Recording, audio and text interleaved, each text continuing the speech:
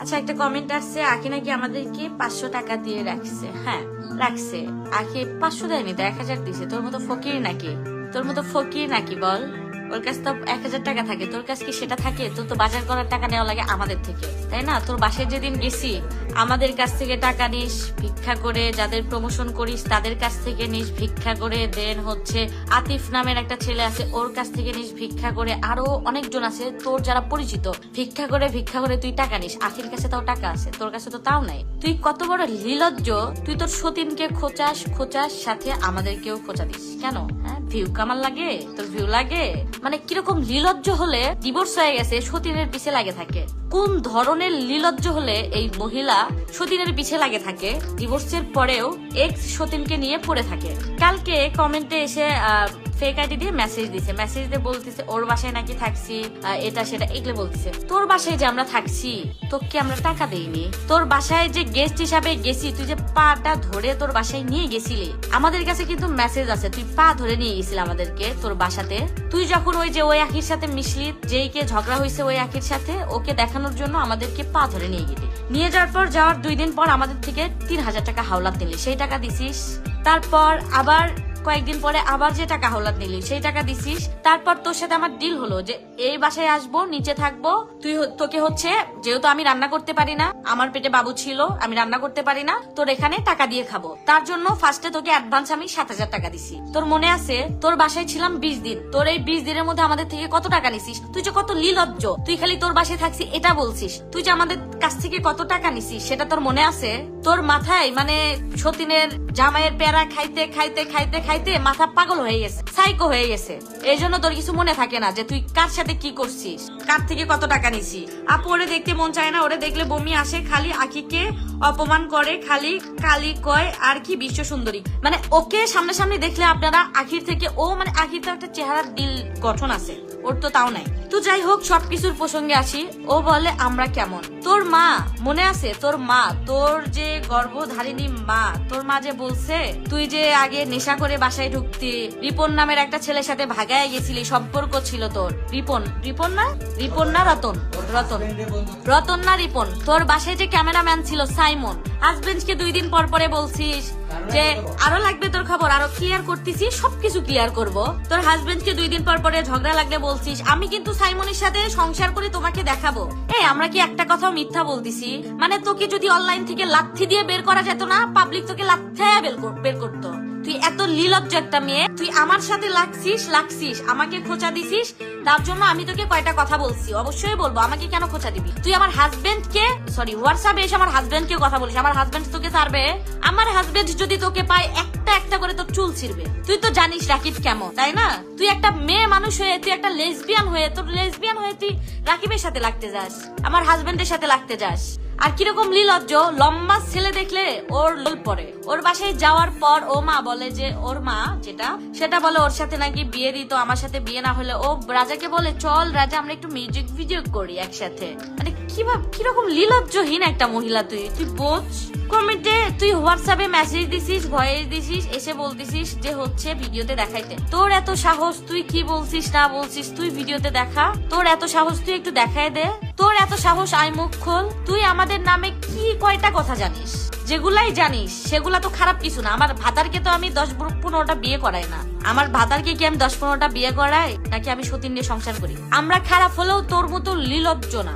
আমরা খারাপ হলেও আমাদের মধ্যে ঝগড়া ঝামেলা মারামারি যাই হোক, তোর মতো নির্লজ্জ না।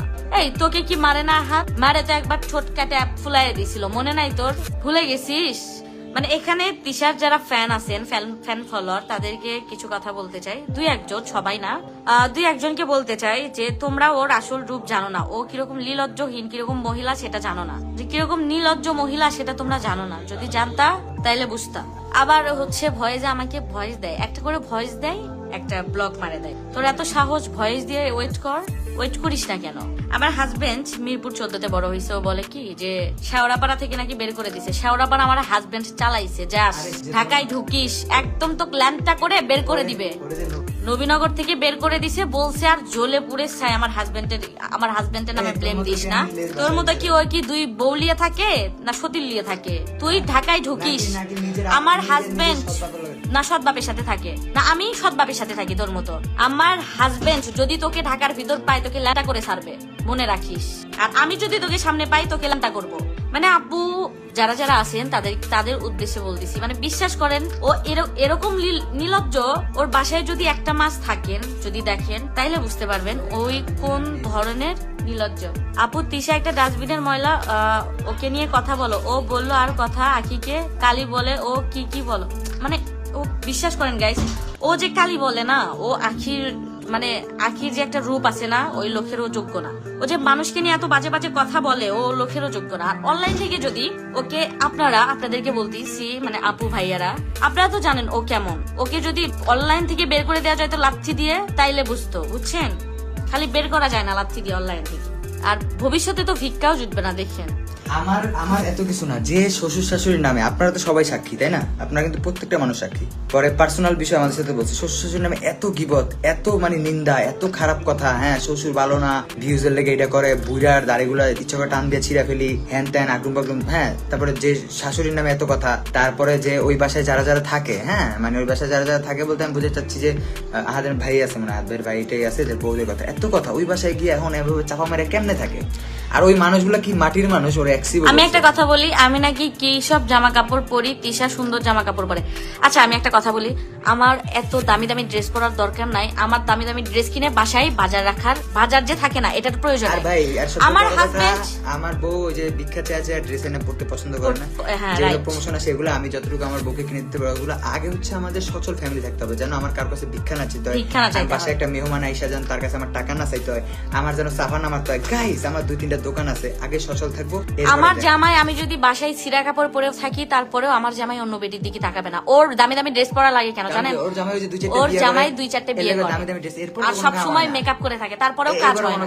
আর আমার জামাই যদি ছিঁড়া কাপড় পরে থাকি, তারপরেও আরেকটা বিয়ে করে আনবে না বাসায়। তো শুধু দামি দামি ড্রেস পরলে হয় না, বাসায় বাজারও থাকতে হয়। আর আমার জামাই, আমি যদি ছেঁড়া ড্রেস পরে থাকি, তারপর আমার জামাই আমাকে ভালোবাসবে, আরেকটা বিয়ে করে আনবে না। আর ওর প্রত্যেক দিন চাইছে ড্রেস হাওলাত করে নিয়ে দেন হচ্ছে প্রমোশন চাইছে, ড্রেস পরা লাগে না, দামি দামি ড্রেস পরা লাগে না জামাইকে আটকে রাখার জন্য, তারপরে তো আটকে রাখতে পারে না। তোরা তো ওদের বাসায় খাইছো অনেকদিন, এটার তো রিপ্লাই দিয়ে দিলাম। আমরা যে খাইছি সেটার তো টাকা দিছি, আর ওরা তো আমাদের পা ধরে নিয়ে গেছে, আমাদের তো পা ধরে নিয়ে গেছে ওদের বাসায়। আমরা কি বোকা যে একটা?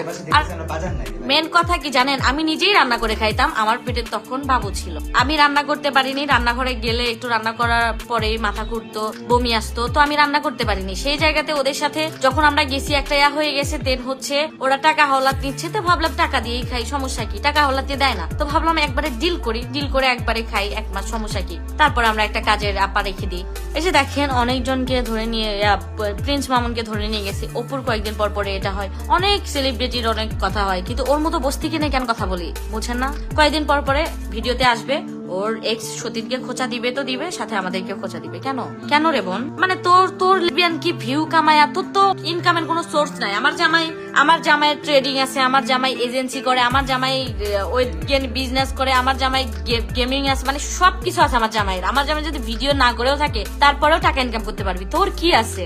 তোর কিছু আছে? তোর কিছু নাই দেখে ভিউ কমে গেলে আখির সাথে লাগিস, আমাদেরকে খোঁচা দিস, জামাইরে বিয়ে করাস। মানে তোর মতো লিলজ্জহীন মেয়ে আমি পৃথিবীতে একটাও দেখি। বিশ্বাস কর, তুই যে লিলজ্জহীন, তোর মতো একটাও দেখিনি আমি। মানে 2 দিন পর পরে ভিউ কমে যায়, ওই সতীনকে নিয়ে কথা বলে, এক্স সতীনকে নিয়ে, আর ভিউ দেয়। এই জন্য সবসময় সতীনের নাম উঠেই থাকে মুখে। কিরকম লিলজ্জহীন! তোরে কি খোঁচা দিছে? অবশ্যই খোঁচা দিছে। আখিরে যখন কথা বলে ইঙ্গিতে বলে যে সবাই, ঠিক আছে সবাই, এটা সেটা, মানে তোর কেন সবার নাম এটা নিতে হবে? তোর কেন আশেপাশের মানুষ নাম নিতে হবে? আমাদেরকে বুঝায়, পাশের বাসের ভাবিকে বুঝায়, আর আখিকে বুঝায়। এই 3 জনের নাম নেই তো চলিস, ভিক্ষা করে খাস এই 3 জনের নাম নিয়ে। ভাবিরা যখন থাকতো টাকা হাওলাত নিয়ে খাইতি ভাবিদের কাছ থেকে। যদি এক বাপের ভিডিও থাকো, তো যদি লজ্জা থাকে তাহলে খোঁচাবি, আর খোঁচানোর ইচ্ছা থাকলে ডাইরেক্ট এসে কথা বলবি, ঠিক আছে? তোর যদি কাউকে কিছু বলার ইচ্ছা থাকে তাহলে হোয়াটসঅ্যাপে যে কথা বলবি, খোঁচানোর ইচ্ছা থাকলে হোয়াটসঅ্যাপে আসবি। তুই কেন ভিডিওতে ইঙ্গিত দিয়ে বলিস যে আশেপাশে সবাই? তুই কেন ইঙ্গিত দিয়ে বলিস যে হচ্ছে আশেপাশে সবাই এরকম স্বার্থপর, এগুলা মানে আশেপাশে সবাই স্বার্থপর, মানে এগুলো কেন ইঙ্গিত দিতে হবে? আমরা স্বার্থপর, তোর সাথে কি করছি তুই হোয়াটসঅ্যাপে এসে বল। তুই এখানে কেন ক্লিক লাগাস? তো আবার তোর মতো লেসবিয়ানের তো আবার পেটের ভাত হজম হয় না। আর বিশ্বাস করেন গাইস, আরেকটা কথা হচ্ছে ও যে বিয়ে করায় না, ও মেয়েদের নিয়ে ওর সতীনদের সাথে ও থাকতে চায়, রাত্রে ঘুমাইতে চায়। এটা কোনো কথা বলেন? এটা কোনো কথা?